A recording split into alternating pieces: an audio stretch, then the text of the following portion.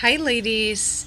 Today I wanted to talk about something that I've brought up a few times. I know I've previously done a video on the difference between just the regular mommy tiredness and actual burnout symptoms, but we have quite a few members in my group, new members, and also there have been quite a few messages that were sent with the exact same questions, so I figured I'll jump on here and address it again.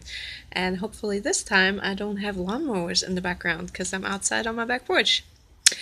So, really, everybody who has kids, young kids, is tired, right? Every mom is tired. There are sleepless nights, there is exhaustion, there is a lack of focus to some degree.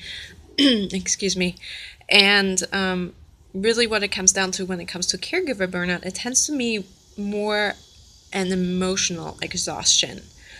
So, caregiver burnout, the best way to describe it is the symptoms are very similar to depression and PTSD and anxiety disorder, except for us special needs moms who have continuous stress because of previous trauma or the stuff that our kids have to go through, the hospital stays that we have to go through. There isn't really an official diagnosis for what we are dealing with yet. So that is the best way to describe it. So you're talking about at first just feeling really tired, maybe to the point where you're so tired you have insomnia, or the other way around where you sleep all the time without any relief whatsoever. And then from there it kind of snowballs. You may have panic attacks. That's what I did. I had panic attacks for completely random reasons. I would be in a grocery store trying to pick out a box of cereal and it would throw me into a full-blown panic attack where I had to leave the store. So there's this constant anxiety, and that stems from the trauma that we've been through and our kids have been through. We always feel like we're waiting for the next shoe to drop. So there's the constant worry of what's the next thing that's going to happen? When is the next emergency? You're always, if your kids are in school, you might be staring at your phone waiting for the phone call from the school nurse that something happened. Or if you're at home, when is the next time the trig is going to get pulled out or the G-tube messes up, or maybe you going to an appointment, what's going to happen on the ride to the appointment, or while we're waiting for the doctor's office. Maybe your kid has behavior issues and you're always anticipating that next thing that's going to go wrong. So that's a big thing usually for the burned out mode. You have this high anxiety that doesn't go away no matter what you do, and you're constantly exhausted, but sleep is an issue. And then from there it's just one thing after another. You start to get more and more depressed. You lose interest in things that you used to enjoy.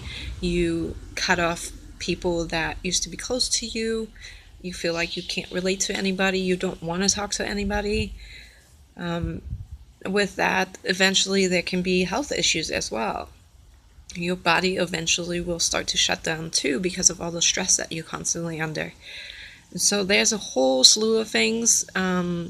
PTSD, depression, anxiety disorder, those are the typical signs that you can kind of relate it to.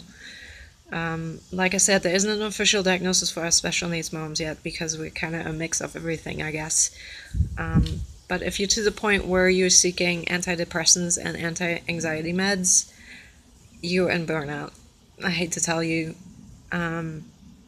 You really have to ask yourself, is this the way I want to keep going?